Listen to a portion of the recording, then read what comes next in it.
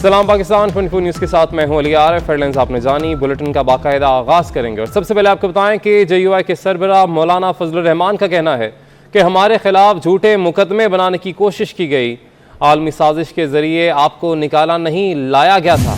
एजेंडे के तहत नौजवानों में तहजीब और अखलाकियात को ख़त्म किया जा रहा है। बातिल तबके के खिलाफ तन्हा भी लड़ना पड़ा तो लड़ूंगा, कान खोल कर सुन लो, हमने कभी किसी ताकतवर को तस्लीम नहीं किया।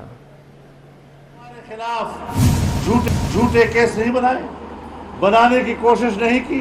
बैनुल अक़वामी ताकत के जरिए आपको नहीं निकाला गया, बैनुल अक़वामी ताकत के जरिए आपको लाया गया था ताकि नौजवान नस्ल को हम अपने आबाओ अजदाद के अखलाक और तहजीब से दूर कर दें।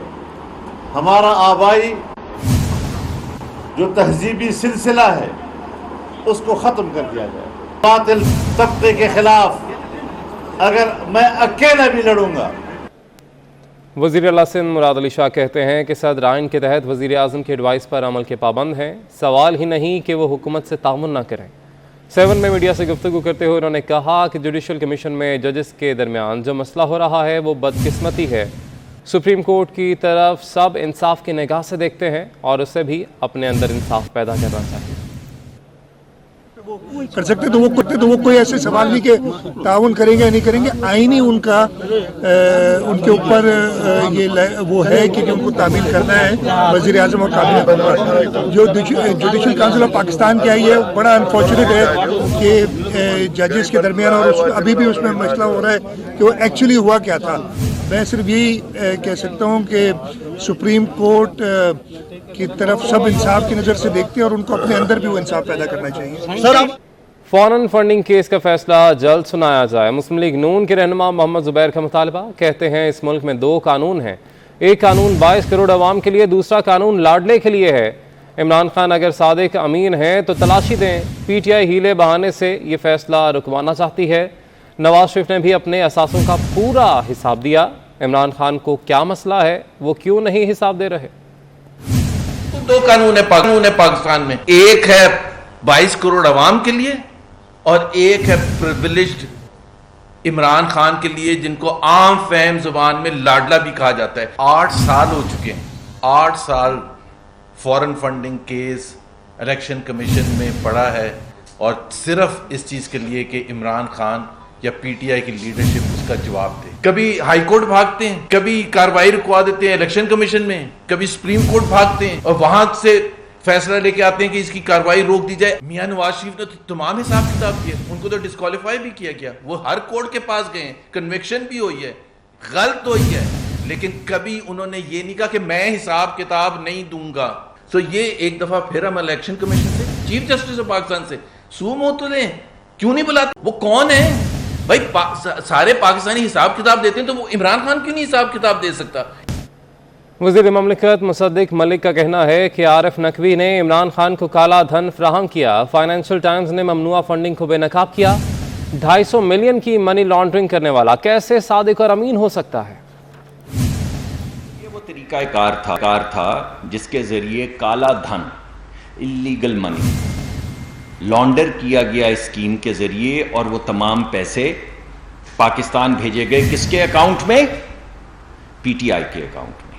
यानी 250 मिलियन डॉलर की मनी लॉन्ड्रिंग के मुजरिम का शरीके जुर्म हो, शामिल गुनाह हो और अबैटर हो तो क्या वो सादिक और अमीन है?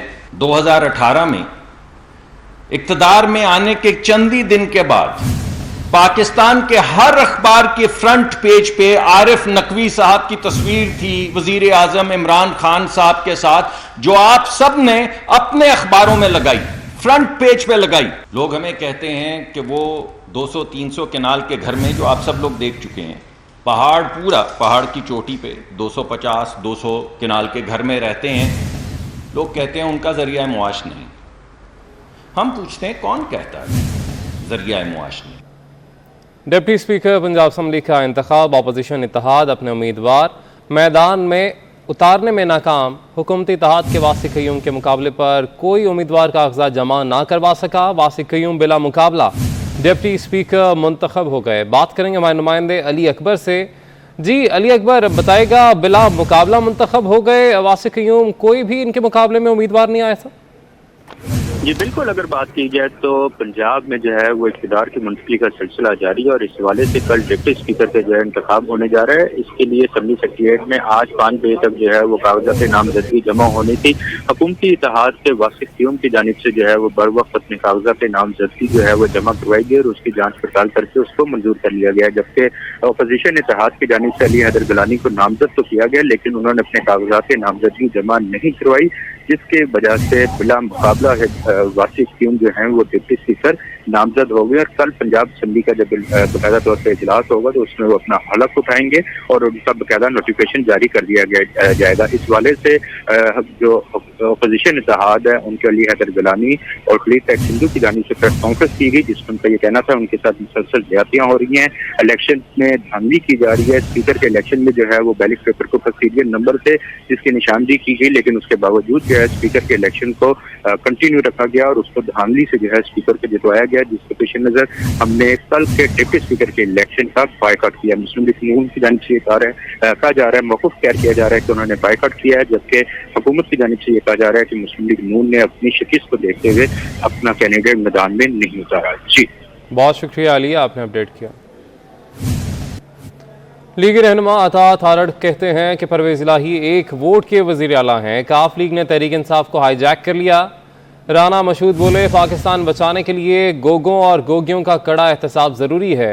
हमने अपनी सियासत में खुली धांधली नहीं देखी। तहरीक इंसाफ झूठ पर झूठ बोलती है। तहरीक इंसाफ की बाकियात हैं, क्योंकि काफ लीग ने अब हाईजैक कर लिया है तहरीक इंसाफ को और हमारी हाई कोर्ट से इस्तदा है, chief justice Lahore high court से, कि आज इस मुकदमे को फिक्स किया जाए, इस इलेक्शन को कलअदम करार दिया जाए, असर नो इलेक्शन करवाया जाए और बैलेट पेपर्स ऐसे जारी किए जाएं जिनके ऊपर सीरियल नंबर दर्ज ना हो, वरना ये फ्री एंड फेयर इलेक्शन नहीं है, ये धांधली ज़दा इलेक्शन है। और ये जुडिशल वज़ीर आला ने जो इलेक्शन करवाया है, चीफ जस्टिस आज इसका नोटिस लें, हमारी रिट पिटिशन पे आज ही हियरिंग हो। इस दफा खुलेआम जो नंबरिंग की गई, ये पूरे का पूरा इलेक्शन कालेदम होता है। हमने फौरी तौर पर जो पैनल ऑफ चेयर है उसको एप्लीकेशन भी दी, हमने वहां पर एहतजाज भी किया कि ये इलेक्शन नहीं चल सकता, लेकिन पाकिस्तान की बदकिस्मती ये है कि यहां पर एक ऐसी जमात वजूद में आ चुकी है जो चोर दरवाजे ढूंढती है, जो झूठ का सहारा लेती है, जो फ्रॉड करती है, जो करप्शन करती है। महंगाई के सताए शहरियों पर इजाफी बोझ डालने की तैयारी मुकम्मल। ज़राए के मुताबिक वफाकी काबीना ने पेट्रोल और डीजल पर डीलर्स मार्जिन बढ़ाने की मंजूरी दे दी है। इसी पर बात करेंगे हमारे नुमाइंदे अवैस कियानी से। अवैस, बताएगा कितना इजाफा किया जा रहा है डीलर्स मार्जिन में? देखिए, वफाकी काबीना ने पेट्रोल और डीजल पर डीलर मार्जिन जो है वो बढ़ाने की मंजूरी दे दी है। ये सर्कुलेशन समरी के जरिए जो है इसकी मंजूरी दी गई है। पेट्रोल और डीजल पर डीलर मार्जिन जो है वो बढ़ाकर 7 रुपए फी लीटर मुकर्रर करने की मंजूरी दी गई है। डीजल जो था उस पे फी लीटर जो है डीलर मार्जिन 2 रुपए 87 पैसे का जो है उसका इजाफा किया गया है, जबकि पेट्रोल पर जो फी लीटर डीलर मार्जिन जो है वो 2 रुपए 10 पैसे का इजाफा किया गया है। इसी तरह डीजल पर जो है फी लीटर डीलर मार्जिन जो 4 रुपए 13 पैसे है उसको बढ़ाकर अब 7 रुपए किया गया है। इसी तरह पेट्रोल पर डीलर मार्जिन जो 4 रुपए 90 पैसे था उसको बढ़ाकर 7 रुपए किया गया है। शहरी पेट्रोलियम मसनूआत की कीमतों में इजाफी बोझ जो है ये बर्दाश्त करेंगे, क्योंकि डीलर्स की तरफ से ये कहा जा रहा था कि इनका जो मार्जिन है वो बहुत कम है, लेकिन ओवरऑल जो है इम्पैक्ट जो है वो आम सारिफ पर आएगा और सार्फिन जब पेट्रोल जो है वो फिलअप करवाएंगे अपनी टैंक्स फ्यूल टैंक्स में, तो उस हवाले से उनको ये इजाफी रकम भी देनी पड़ेगी। लेकिन दूसरी तरफ समरी जो है ओगरा की वो जा चुकी है। पीएम जो है वो डिसाइड करेंगे कल कि पेट्रोल और डीजल पेट्रोलियम मसनूआत की कीमतों में इजाफा करना है या नहीं, लेकिन डीलर मार्जिन में जो है वो इजाफा कर दिया गया है। ठीक है, बहुत शुक्रिया, आपने अपडेट किया। वैस आपको बताएं कि वज़ीर आज़म शहबाज शरीफ और हमजा शहबाज के खिलाफ शुगर मिल्स के ज़रिए मनी लॉन्ड्रिंग केस की बात करें। वज़ीर आज़म शहबाज शरीफ और हमजा शहबाज समेत दीगर के खिलाफ समाअत 7 सितंबर तक मुलतवी कर दी गई है। अदालत ने शहबाज शरीफ और हमजा शहबाज की हाज़िरी मौफ़ी की दरख्वास्त मंजूर कर ली। शहबाज शरीफ और हमजा शहबाज को आइंदा समाअत पर फ़र्द जुर्म के लिए तलब किया गया है।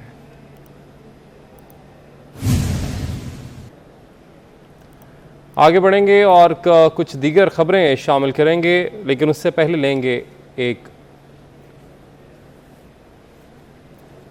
अभी आपको बताया चलें कि इमरान खान को 5-5 हज़ार के ज़मानती मचल के जमा कराने का हुक्म दिया गया है। इमरान खान के खिलाफ इस्लामाबाद के थानों में 16 मुकदमात दर्ज हैं। 5 मुकदमात में इमरान खान की ज़मानत पहले ही मंजूर हो चुकी है। तो आपको अपडेट कर रहे हैं, इमरान खान की 10 मुकदमात में ज़मानत मंजूर कर ली गई है। वज़ीर आज़म शहबाज शरीफ बारिशों से नुकसानात का जायज़ा लेने के लिए बलूचिस्तान के ज़िला झलमक्सी पहुँच गए हैं। वज़ीर आज़म ने सैलाब से जहाँ बहक होने वाले बच्चों के लवाहिकीन में 10-10 लाख के चेक तकसीम किए हैं। आपको मनाज़िर भी हम दिखा रहे हैं। वज़ीर आज़म शहबाज शरीफ बलूचिस्तान के इलाके झलमक्सी पहुँचे हैं।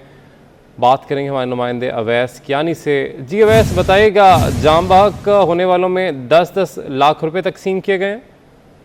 देखिए, वज़ीर आज़म शहबाज शरीफ बारिशों से नुकसानात का जायजा लेने के लिए बलूचिस्तान का उन्होंने जो है वो दौरा किया है और झलमक्सी पहुंचे हैं। वज़ीर आज़म ने सैलाब से जाम बहक होने वाले बच्चों के लवाहिकीन में 10-10 लाख के रुपए के जो है चेक भी तकसीम किए हैं। हेलीकॉप्टर ने कोट शम्बानी में जो है मुख्तसर टाइम के लिए लैंड किया था वज़ीर आज़म के, और वज़ीर आज़म ने हेलीकॉप्टर पर झलमक्सी के मुख्तलिफ इलाकों का फ़ज़ाई जायजा भी लिया। रुकने कौमी असम्बली जो है नवाबजादा खालिद मक्सी जो है उन्हें मुतासर इलाकों के हवाले से वज़ीर आज़म को ब्रीफ किया है। वज़ीर आज़म ने हेलीकॉप्टर पर झलमक्सी और सेक्रेटरी बोलान के मुख्तलिफ मुतासरा इलाकों का जायजा भी लिया है। ये सेक्रेटरी बलूचिस्तान और डायरेक्टर PDMA और दीगर हुकाम भी वज़ीर आज़म के हमरा हैं। चेयरमैन NDMA अख्तर नवाज सत्ती जो हैं वो खुसूस तौर पर जो है वज़ीर आज़म के हमरा हैं, और तमाम तर जो अब तक की जो इमदादी जो कार्रवाइयाँ हैं उस हवाले से जो है वज़ीर आज़म को उन्होंने आगाह किया है, और वज़ीर आज़म ने हदायत भी दी हैं और किसी किस्म की कोई कसर बाकी न रहने के हवाले से इमदादी कार्रवाइयों में उन्हें हदायत दी है। और ये भी कहा है कि फेडरल गवर्नमेंट की तरफ से जो भी चीज़ें दरकार हैं वो भी जो है यकीनी बनाई जाएँ। ठीक है वैस, आप हमारे साथ ही रहिएगा। अपने नाज़रीन को हम ये मनाज़िर भी दिखा रहे हैं। वज़ीर आज़म शहबाज शरीफ बारिश से नुकसानात का जायज़ा लेने के लिए बलूचिस्तान के ज़िला झलमक्सी पहुँच गए हैं।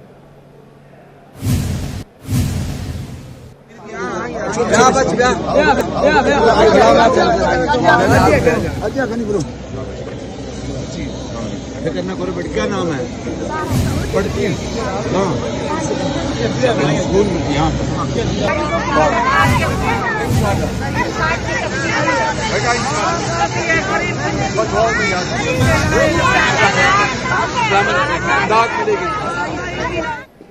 तो वज़ीर आज़म शहबाज शरीफ का दौरा है बलूचिस्तान। हमारे नुमाइंदे शकील बलोच भी हमारे साथ मौजूद हैं।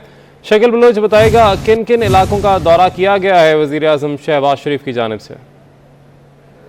जी बिल्कुल, वज़ीर आज़म शहबाज शरीफ हालिया मानसून की बारिशों और सैलाबी तबाहकारियों से नुकसान का जायजा लेने के लिए बलूचिस्तान के जिला झलमक्सी पहुँच गए हैं।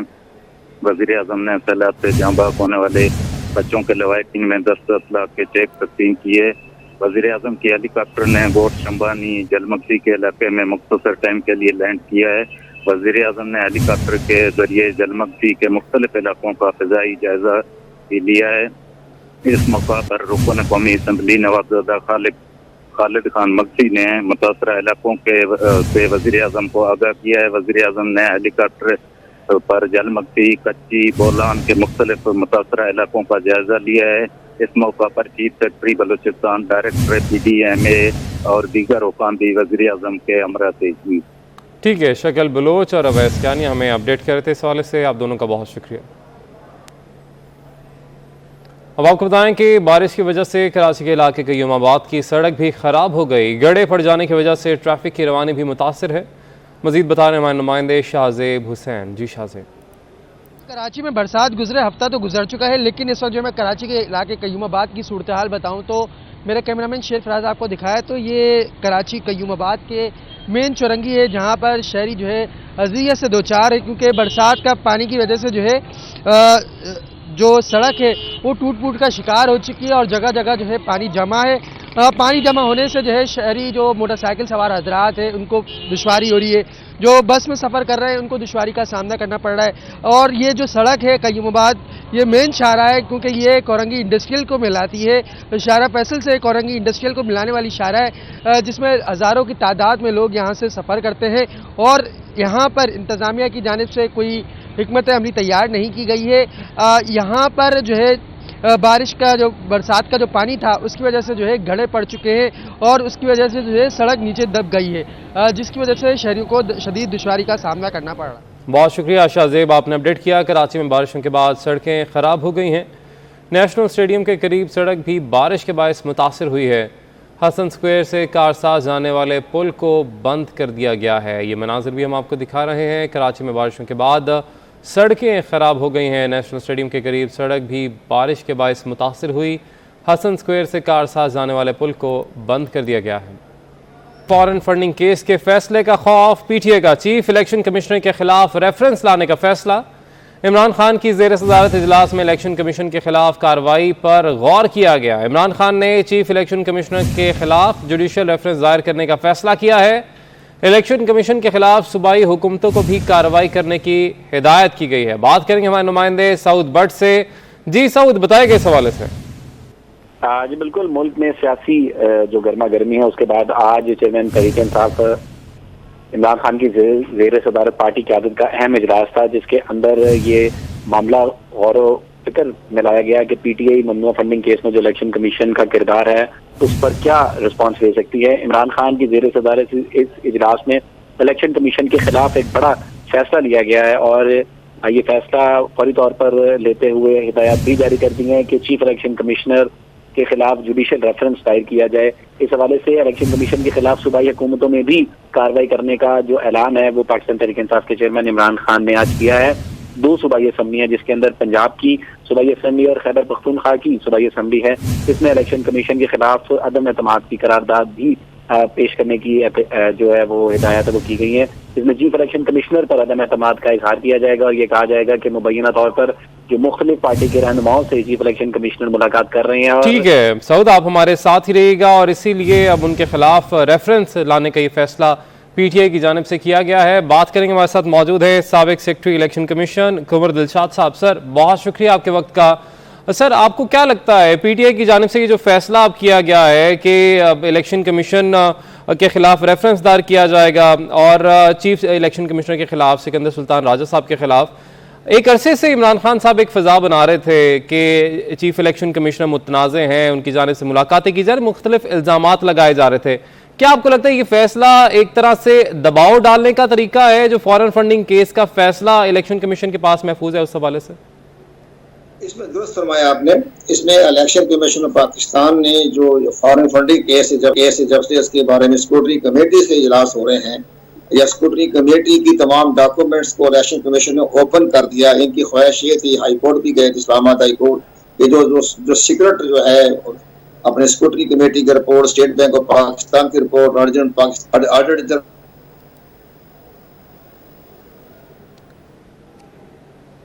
ठीक है, कुंवर दिलशाद साहब से रब्ता बहाल करेंगे। अभी आपको हम अपडेट कर रहे हैं कि पाकिस्तान तहरीक इंसाफ की जानिब से ये फैसला किया गया है कि चीफ इलेक्शन कमिश्नर के खिलाफ जुडिशल रेफरेंस दायर करने का फैसला उन्होंने कर लिया है। जी कुंवर दिलशाद साहब, रब्ता बहाल हुआ है, अपनी बात कंटिन्यू कीजिएगा प्लीज। मैं इसके बारे में ये बताना चाहता हूँ कि बकायदा ठीक है, हमें इस माजी में की बातें नहीं करते। हम सबसे पहले अहम बात ये हर पार्टी का, हर शख्स का ये बकायदा राइट है कि वो सुप्रीम जुडिशल काउंसिल में जा सकता है। अब अगर इन्हें इलेक्शन कमीशन पाकिस्तान से इख्तलाफात हैं या उनके तहफ़्फ़ुज़ात हैं तो वो या शिकायत हैं तो वो सुप्रीम जुडिशल काउंसिल में जा सकते हैं आर्टिकल 209 के तहत। इसी तरह ये एक मुनासिब तरीका नहीं है कि सूबाई असम्बली में उनके खिलाफ करारदाद पेश की जाए।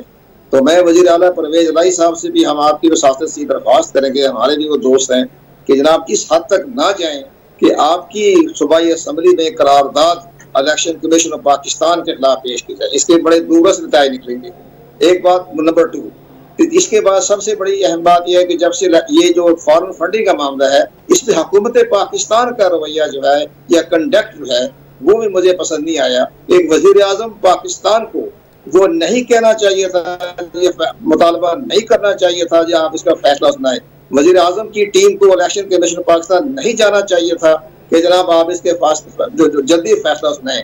तो ये उनका तरीका का गलत था। मरीम नवाज साहिबा ने भी धमकी दी, मैं धरना दे दूंगी। तो पहले इलेक्शन कमीशन पाकिस्तान जो है अपोजिशन के दबाव में है, ऊपर से हुकूमत पाकिस्तान के नुमाइंदों ने भी इलेक्शन कमीशन पर मुतालबा शुरू कर दिया। तो ये इनका गैर पसंदीदा फेल है वफाकी हुकूमत का, जिसकी बना पर आज इमरान खान की पार्टी को ये मौका मिला कि इलेक्शन कमीशन पर एतराज करें कि जी ये आपसे मिलने के लिए आए थे, आपके बंद कमरे में मुलाकात की। तो उन्होंने वैसे ही सियासी बयान दिया हुआ है, बंद कमरे में मुलाकातें नहीं होती और सारे मेंबर ही बैठे होते हैं, सेक्रेटरी इलेक्शन कमीशन भी बैठा होता है। ये सारी बातें। लेकिन एक बात मैं आपसे बताना चाहता हूँ कि जैसे कि मालूमात हमें भी मिल रही है कि अभी अगर ये वहां जाएंगे तो इलेक्शन कमीशन पाकिस्तान के पास बहुत मटीरियल है। जिस वक्त शुरू में आज से 3-4 दिन जब वो वक्त के प्राइम मिनिस्टर थे, उस टाइम भी धमकी दी थी कि मैं सुप्रीम रजिस्टर पर जाऊंगा। उस वक्त तमाम तैयारी मुकम्मल की हुई है, उनके पास सारे रिकॉर्ड मौजूद है, ऑडियो वीडियो हर चीज मौजूद है। वो इलेक्शन कमीशन पाकिस्तान के खिलाफ जाएंगे तो सारा रिकॉर्ड वहां पेश कर देंगे सुप्रीम। ठीक है, इलेक्शन कमीशन के पास जाएंगे तो फिर तमाम तर जो रिकॉर्ड है वो पेश कर दिया जाएगा। कंवर दिलशाद साहब हमारे साथ ही मौजूद हैं, राब्ता हम बहाल करने की कोशिश कर रहे हैं। कंवर दिलशाद साहब, अब ये भी आपसे जानना चाहेंगे कि अभी तक जो पीटीआई की जानिब से इल्ज़ामात तो बहुत सारे लगाए गए हैं चीफ इलेक्शन कमिश्नर पर, मगर एक भी ठोस सबूत या वजह उनकी जानिब से नहीं बताई गई है। इमरान खान साहब बात तो करते हैं मगर कोई वजह या सबूत नहीं वो आज तक पेश कर सके हैं। तो आपके ख्याल में इस मुमकिन रेफरेंस में कितनी जान होगी अगर इसको पेश किया जाता है? इसमें ज़ाहिर है कि फॉरेन फंडिंग केस के बारे में जैसे आज जो आपने जो फाइनेंशियल टाइम की रिपोर्ट पढ़ी, इसमें कोई नई बात नहीं। फाइनेंशियल टाइम ने जो रिपोर्ट पेश की है ये ऑलरेडी इलेक्शन कमीशन पाकिस्तान के रिकॉर्ड में मौजूद है। तो अकबर बाबर ने जो तमाम डॉक्यूमेंट्स दिए वही डॉक्यूमेंट्स हैं जो फाइनेंशियल टाइम में छपे हैं। फाइनेंशियल टाइम में कोई नई बात नहीं है। इलेक्शन कमीशन पाकिस्तान के पास स्टेट बैंक ने भी रिपोर्ट पेश की हुई है कि जनाब इसमें फॉरेन फंडिंग आई है, और फॉरेन फंडिंग आई है यूएई के एम्बेसडर मुबारक निहान के जरिए। वो भी एक फॉरेन फंडिंग खैर मुसलमान दोस्त है, लेकिन हमारे कानून में ठीक है। जो अब फाइनेंशियल टाइम्स में रिपोर्ट सामने आई है उसमें कोई नई बात नहीं है, वही तमाम तर चीज़ें हैं जो कि अकबर एस बाबर साहब ने पहले जो इलेक्शन कमीशन की जानिब से जो उनको रिपोर्ट दी गई थी उसको शाया किया था। कंवर दिलशाद साहब हमारे साथ ही रहेगा। नवीद चौधरी साहब सीनियर तज्जियाकार हैं, हमें उन्होंने भी ज्वाइन किया है। नवीद चौधरी साहब, बहुत शुक्रिया आपके वक्त का। एक तरफ खौफ है कि कभी भी फैसला आ सकता है जो कि महफूज किया गया इलेक्शन कमीशन की जानिब से फॉरेन फंडिंग के हवाले से, और ऐसे में चीफ इलेक्शन कमिश्नर के खिलाफ रेफरेंस दायर करने का फैसला किया गया पीटीआई की जानिब से। और सिर्फ यही नहीं, जो सूबाई असम्बलियाँ हैं वहाँ पर भी कार्रवाई शुरू करने का कह दिया गया है कि वहाँ पर भी रेफरेंसेस लाए जाएँ या असम्बली में करारदादें उस हवाले से जमा करवाई जाए। तो नवीद चौधरी साहब, इस तमाम तर मामले को आप कैसे देख रहे हैं? जी देखें, इमरान खान साहब को फॉरेन फंडिंग केस के हवाले से रोज़े अव्वल से ही बहुत सारे खदशात थे जो बेजा थे। इससे भी बड़े केसेस हैं लेकिन वो चल ही नहीं रहे। उनकी जो ताउम्र महली है वो भी हो सकती है सिर्फ एक केस के अंदर, और उस केस के हवाले से अमरीकी अदालत का फैसला भी मौजूद है, वो भी नहीं चल रहा। तो ये कुछ इनके जो अपने ही सरपरस्त और दोस्त हैं तो उन्होंने डराया हुआ था कि फॉरेन फंडिंग का केस साथ लटकता रहेगा, फैसला आने नहीं देंगे। केस तो इतना क्लियर है कि उसमें अब जो फाइनेंशियल टाइम्स की रिपोर्ट शायद हुई है, जैसा कि कमर साहब ने फरमाया कि सारा कुछ तो इलेक्शन कमीशन के पास मौजूद है। अकबर एस बाबर साहब जो हैं वो प्रेस कॉन्फ्रेंस में बता चुके हैं। केस तो बहुत ही स्ट्रांग है, उसमें तो कोई गुंजाइश किसी किस्म की नहीं है। और इस तरह के कई केसेज हैं, आपने देखा आज ही 10 मुकदमा में जमानत हो गई उनकी। तो ये सारी चीजें अब वो जमीनी हकायक के तहत चलती हैं। वो तो अगर कुछ फैसला होता कि कार्रवाई की जानी है तो कई केसेज हैं, एक केस नहीं कई केसेज हैं। वो तो आशा गुलाले का केस था, उसमें आप ब्लैकबेरी पकड़ लेते तो कोई कार्रवाई भी हो सकती थी उनकी अहलियत के वाले से भी कांग्रेस असेंबली की। लेकिन बात यह है कि जब चीजें एक तरफ जानी नहीं है तो खदशात भेजा है। तो इमरान खान साहब खामखा एक दबाव महसूस कर रहे हैं। किसी माई के लाल में हिम्मत नहीं है कि वो कोई फैसला सुनाए या कोई कार्रवाई करे। वो बार बार साबित हो गया और मेरा ख्याल है कि वो रेफरेंस देने की जरूरत नहीं है। अगर कोई फैसला खिलाफ आया तो फैक्ट्स को सेटिस्फाइड कर देंगे। तो टेक इट इजी और तैयारी करें हुकूमत में आने की, मैं तो यही कहूँगा। अच्छा, आप ये कह रहे हैं कि हुकूमत में आने की तैयारी करें कि किसी में इतनी हिम्मत नहीं है कि इसका फैसला इमरान खान साहब के खिलाफ दे सकें। कुंवर दिलशाद साहब, इस रेफरेंस के पर वापस आते हैं। ये रेफरेंस जो दायर करने का अब ज़ाहिर इरादा किया पीटीआई ने, इसका तरीकाकार क्या होगा और कार्रवाई इसमें कैसे आगे बढ़ेगी? इसमें हमारे दोस्त की भी राय अपनी जगह पे दुरुस्ती है, जैसे वो तज्जिया कर रहे हैं, उनकी अपनी राय में भी बड़ी वजन है। उसमें सबसे बड़ी बात यह है कि इसको डिले नहीं होना चाहिए था। अब ये तकरीबन 1.5 महीना हो गया, उन्होंने इन डिले करने से इमरान खान की पार्टी को फायदा पहुंच रहा है, इनके खिलाफ प्रपुंडा भी कर रहे हैं, इनके साथ तजरीब भी कर रहे हैं, इनको रास्ते में रुकावटें भी पैदा हो रही है। लेकिन सबसे बड़ी अहम बात यह कि इलेक्शन कमीशन पाकिस्तान के पास तो एक ही इख्तियार है, जो वो फॉरेन फंडिंग और प्लस ममनुआ फंडिंग एक ही चीज है। कानून में दोनों का जिक्र किया है, ऊपर फॉरेन फंडिंग है, नीचे ममनुआ अपना प्रोहिबिटरी फंडिंग है। तो ये चीजें तो बराबर है। लेकिन इलेक्शन का ज्यादा से ज्यादा जो आपको मैं अपने दोस्त की खिदमत में गुजारिश करना चाहता हूँ कि जनाब इलेक्शन कमीशन पर जब एक ममनुआ फंडिंग जब्त करने के बाद कोई इख्तियार ही नहीं है तो आइन में शिक निकाल दें, उसमें फायदा क्या है? फिर आपने मजाक कर लिया, 8 साल से केस चल रहा है, तमाम मीडिया में भी आ रहा है, हम भी तबसरा कर रहे हैं, आप भी तबसरा कर रहे हैं। इसके पीछे बड़े साइड इफेक्ट है। जब वो ममनुआ फंडिंग जब्त करेगा, जो 60-70 लाख डॉलर हैं, जितने भी हैं, 50 लाख है, 20 लाख है, 10 लाख है, 40 लाख है, तो वो जितने वो ममनुआ $1 भी अगर ममनुआ फंडिंग जब्त हो जाता है, उस पार्टी की इंटेग्रिटी शक में पड़ जाती है। उस पार्टी का बारे में हुकूमत पाकिस्तान, अगर ये इमरान खान के जमाने में फैसला आ जाता तो वो प्राइम मिनिस्टर थे, उसको वो डिस्पोज ऑफ कर देते।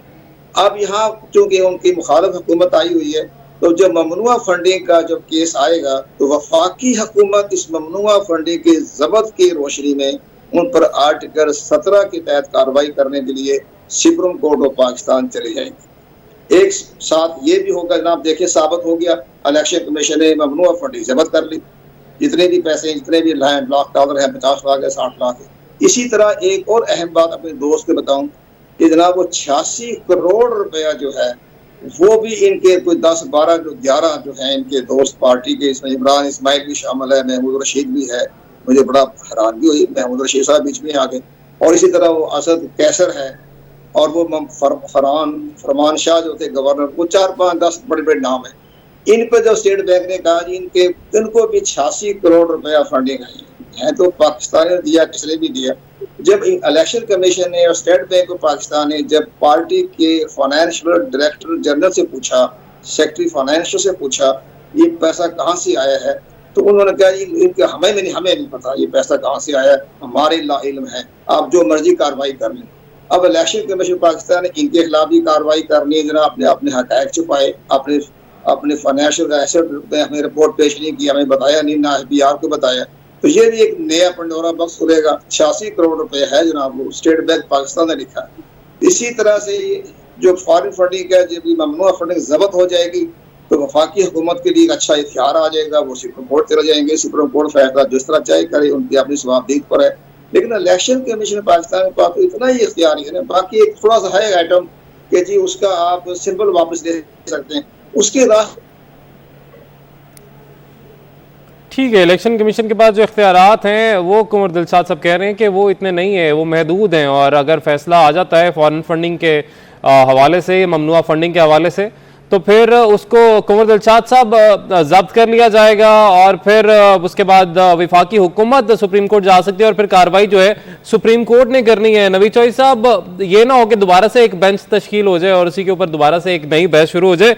आप अगर कोई सवाल कुंवर साहब से करना चाहते हैं तो आप कर सकते हैं। नवीद साहब, नहीं, पहली बात तो ये है कि कंवर साहब दिलशाद साहब ने जो कुछ कहा है, मैं एक लफ्ज से मुतफिक हूँ। कानूनी पोजीशन बिल्कुल वाजे कर दी उन्होंने, और ये बड़ा अच्छा हुआ कि इतने बड़े मीडिया चैनल पर बैठकर उन्होंने हमारे करोड़ों नाजरीन को बात समझा दी कि इस मामले की हकीकत क्या है और कानूनी तौर पर क्या होना चाहिए। तो वो बात तो उनकी 100% दुरुस्त है। मैं तो एक लफ्ज से भी इख्तलाफ तो क्या, इख्तलाफ राय भी नहीं कर सकता, वो बिल्कुल दुरुस्त कह रहे हैं, फरमा रहे हैं, उन्होंने पोजीशन वाजे कर दी। मैंने चूंकि पाकिस्तान के अंदर अदालती मामला जो होते हैं और इसके अलावा जो सियासी मामला होते हैं, उनका जमीनी हक़ से बहुत ताल्लुक होता है कि किस केस को किस तरफ लेके जाना है। आपने देखा है कि एक ही केस की 2-2 इंटरप्रिटेशन हो रही है, वही जज कर रहे हैं, ये भी हो रहा है पाकिस्तान के अंदर। तो इस तरह की जो बहुत सारी चीजें हैं। फिर हमने ये हमारे आगे ये सवाल भी है कि आखिर को कौन सी सूरतें थी जिन्होंने 8 साल तक फॉरेन फंडिंग केस रोके रखा। मतलब कंवर साहब तो खुद सेक्रेटरी हैं इलेक्शन कमीशन के, ये जानते हैं कि जो मौजूदा चीफ इलेक्शन कमीशन है उनकी इंटेग्रिटी पर कोई शक ही नहीं। और इमरान खान साहब ने उनको लगाया, अपोजिशन पे ऑन बोर्ड थी, लेकिन जाहिर है बहुत अच्छी मतलब उनकी रेपुटेशन है, इससे पहले भी सारे मामला रहे हैं, तो जाहिर है रोका भी तो गया था ना, वरना फैसला पहले भी आ सकता था। तो वो इन्होंने एक लटकाया हुआ था कि ये कर देंगे वो कर देंगे। तो मैंने तो सिर्फ ये कहा कि कानूनी नुकात जो बयान किए हैं मोहतरम कंवर साहब ने वो बिल्कुल दुरुस्त है, होना ऐसे ही चाहिए, कानून यही है। लेकिन भाई यहाँ तो भाई आइन को रोन देते हैं, ऐसे रोन देते हैं कि उसका वजूद ही कोई नहीं है। क्या है, मुशर्रफ पर केस लाने की कोशिश की आपने, वो सारा कुछ लपेट में मुंह के पैर दुबई चले गए। तो उसके बाद जब ये तब्दीली आई है मुल्क के अंदर, तो उस रात सुप्रीम कोर्ट ने कहा जी कॉन्स्टिट्यूशन की वायलेशन की गई है। ठीक है कि उसको आप हाइड्रोजन के खाते में ना डाले, वायलेट तो हुआ ना, जो कुछ सूरी ने किया, इमरान खान साहब ने किया या अलवी साहब ने किया, क्या हुआ? कुछ भी नहीं। तो यहाँ मामला इस तरह से होते हैं। तो मैंने बतौर तजियाकार जो सियासी पहलू है उस पर रोशनी डाली, लेकिन जो कानूनी नुकात हैं इलेक्शन कमीशन के हवाले से, मैं कंवर साहब की बात से 100% इत्तेफाक करते हैं। नवीद साहब, कंवर साहब ये भी आपसे हम जानना चाहेंगे कि जिस तरह से नवीद साहब ने कहा कि इसमें कोई शक ही नहीं है, क्रेडिबिलिटी जो है chief election commissioner Sikandar Sultan Raja साहब की, जिस पर पहले इमरान खान साहब खुद भी एतमाद का इजहार कर चुके हैं, तो फिर ये जो डिले सामने आ रहा है, जिस तरह से आपने भी कहा कि 1 से 1.5 माह से ज़ायद का वक्त गुजर चुका है फैसला महफूज किए हुए, इंतज़ार किस बात का है? अगर किसी जमात ने कुछ गलत किया है, गैर ममनुआ फंडिंग जो है वो ली गई है या फॉरेन फंडिंग ली गई है जिसकी इजाज़त नहीं है, तो फिर फैसला क्यों नहीं सुनाया जा रहा? ये दुरुस्त कहा उन्होंने। मैं हमारी भी जो पर्सनल मुलाकातें होती रहती हैं इलेक्शन कमीशन के काम से, हमने भी ये कहा कि डिले होने की जरूरत नहीं थी। और डिले इसलिए हाथ से कि इसमें सबसे उनका पॉइंट ऑफ व्यू था, जाती तौर पर पॉइंट ऑफ व्यू था कि अगर वो 17 जुलाई से पहले फैसला करते तो फिर तरकीब होती कि जनाब इलेक्शन हो रहे थे, हमें उस पार्टी को नुकसान ना पहुंचे सियासी तौर पर, तो उन्होंने डिले कर दिया। और हम 20-22 से बात कर देंगे, हम 24, 25, 26 को आना था ये फैसला। तो लेकिन हमें जो इतला मिल रही थी, लेकिन अब हमें जो इतला अब मिल रही है, पता चल रहा है कि ये तकरीबन अगस्त के पहले हफ्ते से पहले ये फैसला सामने आ जाएगा। लेकिन हुकूमत पाकिस्तान की वफद ने जाकर इस मसले को और कंट्रोवर्शियल कर दिया। यानी उन्होंने वज़ीर आज़म की टीम जो गई मिलने के लिए चीफ इलेक्शन कमिश्नर से, तो उन्होंने इमरान खान के हाथ मजबूत कर दिए। मरीम नवाज साहिबा ने इलेक्शन की पाकिस्तान में तनकीद की, इमरान खान के हाथ मजबूत कर दिए। तो ये तो इनका अकल देखे, विजन देखे, विजडम देखे, हुकूमत का इदारा है, कॉन्स्टिट्यूशन का मामला है, तो आप खामोश रहे, फैसला आ जाएगा। तुम्हें इसके बारे में जल्दी क्या है? लेकिन बहरहाल इनकी अपनी सोच है, अपना विजडम है, लैक ऑफ विजडम है। तो हमें अफसोस हुआ हुकूमत पाकिस्तान की इसमें जो हमें जो इलेक्शन कमीशन से अंदरूनी बातें मालूम हुई, उन्होंने भी अफसोस का इज़हार किया। एक तरफ तो इमरान खान साहब हमारे पास हाथों के पट बैठे हुए, ऊपर से हुकूमत ने भी लिया, तो मरीम नवाज साहिबा को इलेक्शन कमीशन का और कोई काम नहीं है। उनको सपोर्ट करने की बजाय यह कह दिए फैसला जब चाहे अरे हमें क्या जल्दी है, ये कहने की जल्दी फैसला करें, हम धरना दे देंगे, इसलिए इमरान खान के हाथ मजबूत हो गए। तो ये हमारी हुकूमत का मामला है, ये इनका विजडम है हुकूमत का। बिल्कुल कंवर दिलशाद साहब, ऐसी सूरत हाल है, लग रहा है कि मुल्क में हुकूमत नहीं है, दोनों के ऑपोजिशन के तौर पर एक्ट कर रहे हैं। हमारे नुमाइंदे उस्मान खान हमारे साथ मौजूद हैं। उस्मान, कहिएगा, अहम मीटिंग आज हुई है, क्या फैसले किए गए हैं? देखें, पाकिस्तान तहरीक इंसाफ के जो चेयरमैन है साबिक वज़ीर आज़म इमरान खान ने जिस तरह कहा है कि चीफ इलेक्शन कमिश्नर से पीडीएम के वक्त ने मुलाकात की है, तो इस हवाले से वो उन पर एक रेफरेंस लाना चाहते हैं। मगर मैं एक बात यहाँ पर ये कह दूं कि chief election commissioner Sikandar Sultan Raja से अब तक जो है वो तमाम तर पार्टियों के नुमाइंदे भी मिल चुके हैं। और सबसे अहम बात यह है कि चीफ इलेक्शन कमिश्नर से सबसे ज्यादा जो मुलाकातें हैं अब तक वो पाकिस्तान तहरीक इंसाफ के मेंबरान ने, और खुसूसन जब पाकिस्तान तहरीक इंसाफ हुकूमत में थी तो उनके वुज़रा मुलाकातें करते रहे, और 5-5 वुज़रा एक वक्त पर भी चीफ इलेक्शन कमिश्नर से मुलाकातें करते रहे। उस वक्त की जो अपोजिशन थी और जिस वक्त हुकूमत में है, तब उन्होंने इस तरह की कोई बात नहीं की।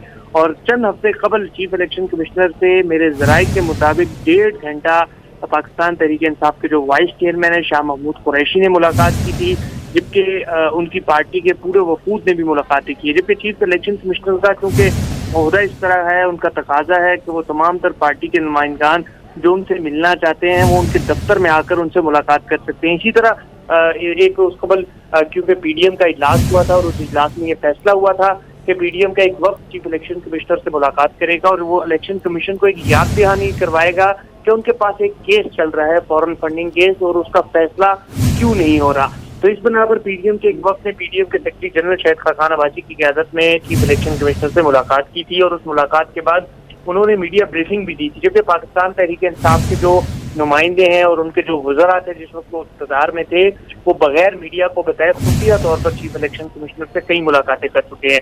इसी तरह पाकिस्तान तहरीक इंसाफ ने अब तक सबसे ज्यादा मुलाकातें की हैं, जबकि जो हमारे इलेक्शन कमीशन के ज़राए हैं उनका ये कहना है कि इलेक्शन कमीशन पर जिस तरह भी वो इल्ज़ाम तराशी करे या जो भी करे, इलेक्शन कमीशन अपने मौक़िफ़ से कभी पीछे नहीं हटेगा। वो फैसला जो है वो कानून और मेरिट के मुताबिक करेगा, चाहे कोई भी पार्टी हो, चाहे हुकूमती पार्टी हो जो उन पर प्रेशर डाल रही है कि फॉरेन फंडिंग का केस का फैसला जल्द किया जाए, या फिर पाकिस्तान तहरीक इंसाफ जो उन पर प्रेशर डाल रही है कि इस केस का फैसला ना हो। तो जो मेरे इलेक्शन कमीशन के ज़राए हैं वो ये बात करते हैं कि वो किसी सूरत में जो है वो इस केस से पीछे नहीं हटेंगे, जबकि जरा ये भी बता रहे हैं कि पाकिस्तान ठीक है, किसी सूरत भी दबाव में नहीं आएंगे और वक्त पर ये फैसला सुनाया जाएगा। बहुत शुक्रिया उस्मान खान, हमारे नुमाइंदे हमें अपडेट कर रहे थे, साथ साथ सऊद भट्ट भी हमें इस केस के हवाले से अपडेट कर रहे थे। नवीद चौधरी साहब सीनियर तजियाकार हमारे साथ मौजूद थे और साबिक सेक्रेटरी इलेक्शन कमीशन कुंवर दिलशाद साहब इस पर हमें जो कानूनी राय है उससे आगाह कर रहे थे। सर आपका भी बहुत शुक्रिया। वज़ीर-ए-आज़म का बलूचिस्तान में सैलाब से मुतासरा इलाकों का दौरा। वज़ीर-ए-आज़म झलमक्सी में सैलाब मुतासरीन से मिले। वज़ीर-ए-आज़म ने सैलाब से जाम बहक बच्चों के लवाहिकीन में 10-10 लाख रुपए के चेक तकसीम किए। वज़ीर-ए-आज़म ने हेलीकॉप्टर पर झलमक्सी के मुख्तलिफ इलाकों का फ़िज़ाई जायजा लिया। इस चैलेंज का मुकाबला करेंगे। वज़ीर-ए-आज़म ने कहा कि मुतासरीन की फिलफौर इमदाद की जाएगी, जब तक लोग बहाल नहीं हो जाते चैन से नहीं बैठेंगे। साल का जो रिकॉर्ड है वो टूट गया है और बारिशें जो हैं कई 100 गुना ज़्यादा इस साल बारिशें हुई हैं। मैं ये कहना चाहता हूँ कि इंशाअल्लाह वफाकी हुकूमत सूबाई हुकूमतों के साथ मिलकर और यहाँ बलूचिस्तान में जनाब क़ुद्दूस पसंजो साहब वज़ीर आला और उनकी हुकूमत के साथ मिलकर हम भरपूर हम दिन रात हम काम करेंगे। और हमने इस्लामाबाद में अभी 4 दिन पहले भी मीटिंग की थी, 3 दिन पहले, और चारों सूबों के चीफ सेक्रेटरीज या वज़ीर आला वहाँ पर मौजूद थे और वहाँ की हुकूमत मेरे साथ पूरी मौजूद थी। हमने ये फैसला किया है कि जहाँ पर तकरीबन पूरे पाकिस्तान में कोई 300 से ज़ायद लोग अल्लाह को प्यारे हो गए, यहाँ बलूचिस्तान में तकरीबन 124 लोग जिनमें ख़वातीन भी शामिल हैं। न्यूज़ स्टूडियो से फिल वक्त इतना ही।